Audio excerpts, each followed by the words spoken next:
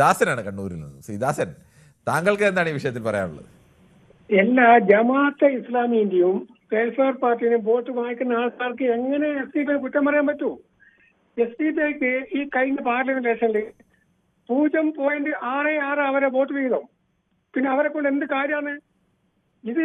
ഇവർക്കൊന്നും വേറെ രാഷ്ട്രീയം. ഈ SDPI ഇപ്പൊ നോക്കുന്നത് അത് വല്ല കാരണവശാലും ഇടത് വർഷം വന്നു കഴിഞ്ഞാൽ പരമാവധി അവരെ കൂടെ കൂടിയിട്ട് എന്തും തട്ടിയെടുക്കാൻ പറ്റും, അത് വാങ്ങാമെന്നല്ലാതെ വേറെ ഉദ്ദേശമൊന്നുമില്ല.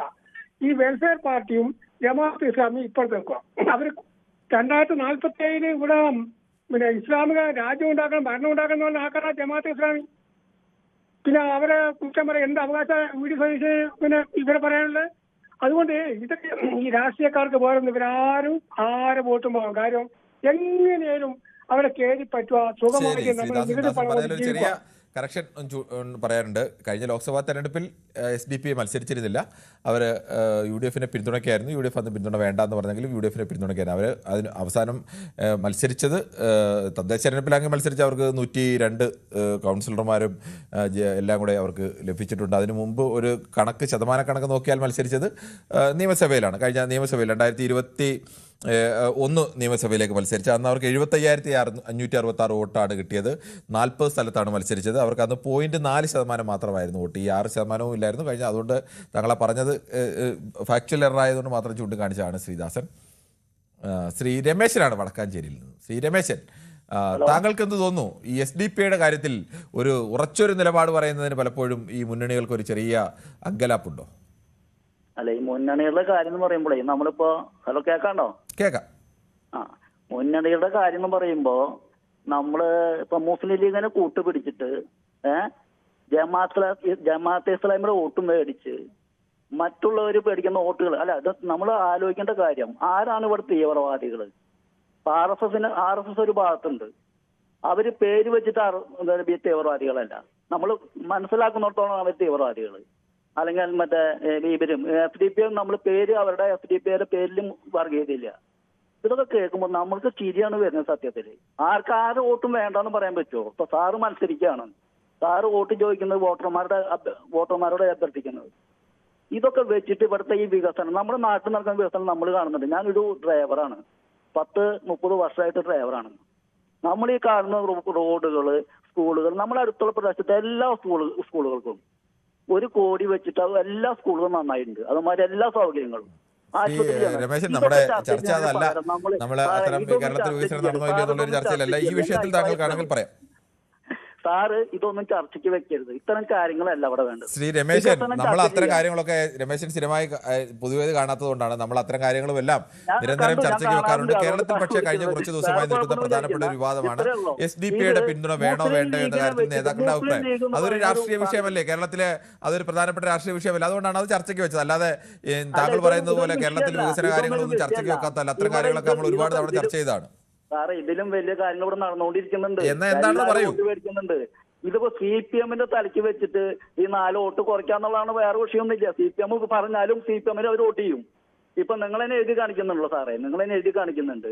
പല സ്ഥലത്തും പലർക്കാണ് UDFനും LDFനും പിന്തുണ കൊടുക്കേണ്ടവര്. ഇത് നമ്മൾ പറഞ്ഞാലും അവര് ചെയ്ത് കഴിഞ്ഞാൽ എന്താ ചെയ്യാ?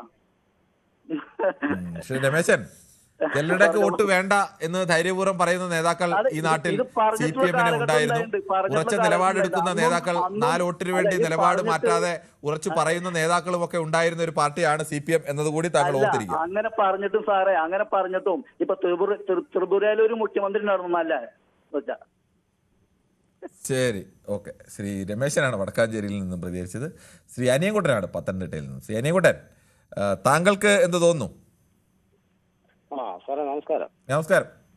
ഞങ്ങളേക്കൊന്നും കഴിഞ്ഞ ഒന്നും വിളിച്ചിട്ടൊന്നും കിട്ടുന്നില്ലല്ലോ സാറേ. ഇതെന്താ ഇത്? എന്ത് പറ്റാനാണ് ഇത്? ആളുകൾ ഒരുപാട് പേര് വിളിച്ചു. തെരഞ്ഞെടുപ്പ് കാലമൊക്കെ ആയതുകൊണ്ട് ഈ ആളുകളൊക്കെ ഒരുപാട് പേര് വിളിക്കും. അവരൊക്കെ എല്ലാവർക്കും അഭിപ്രായം പറയാനുള്ള ഒരു ഇത് വേണ്ടേ?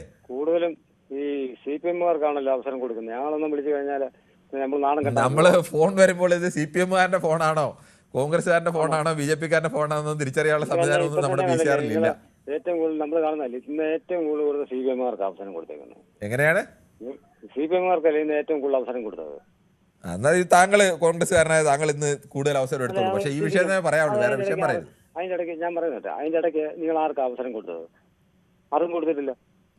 ഞാനതാണ് പറഞ്ഞത്. താങ്കൾ പറഞ്ഞോളൂ. അതൊക്കെ മോശമല്ലേ? നിങ്ങളൊരു മാധ്യമപ്രവർത്തകരല്ലേ? ഞങ്ങൾക്കൂടെ വിളിക്കുന്ന ആളുകൾക്കല്ലാതെ വിളിക്കുന്ന ആളുകളുടെ രാഷ്ട്രീയം ഏതാണെന്ന് ചോദിച്ചിട്ടുണ്ടോ? അനിയൻകുട്ടനടക്കം ഇത്രയും കാലം ഇവിടെ വിളിക്കുന്നുണ്ട്.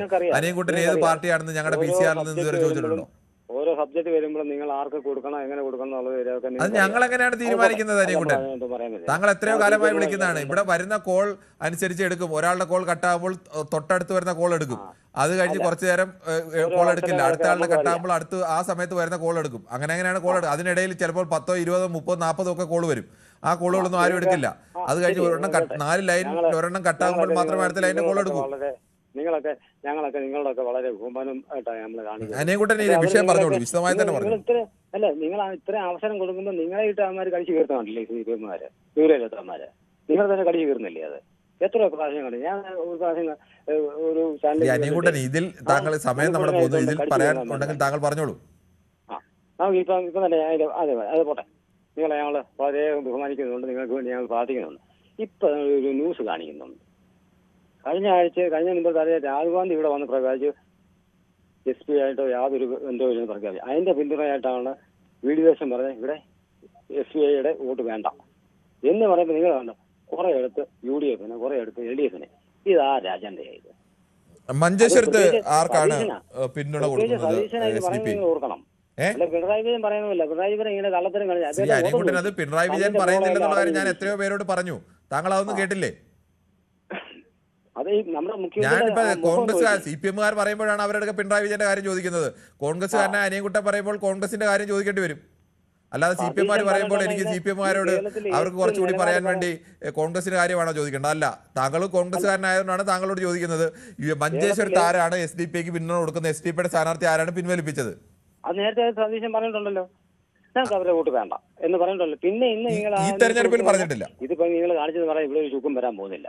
അത് നിങ്ങൾ ആ മുഖ്യമന്ത്രിയുടെ മുഖം നോക്കി. അത് ഈ ചോദ്യം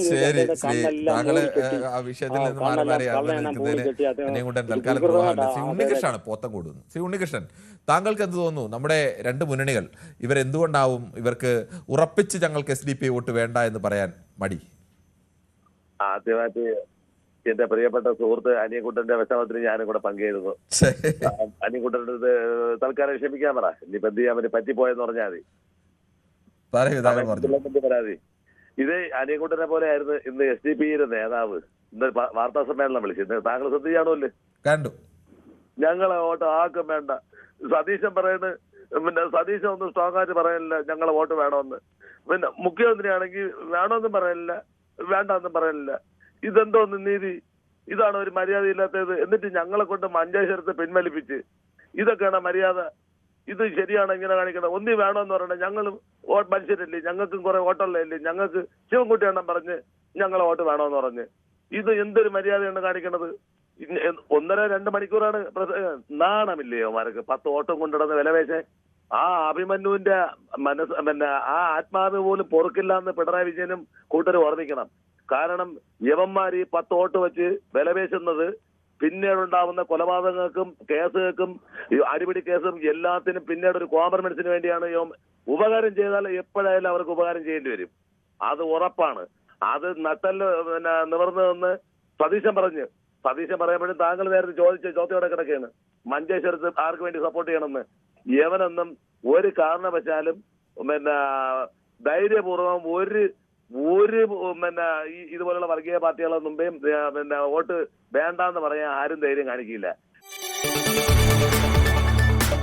കൂടുതൽ വാർത്തകൾക്ക് News 18 Keralam YouTube channel subscribe ചെയ്യുക.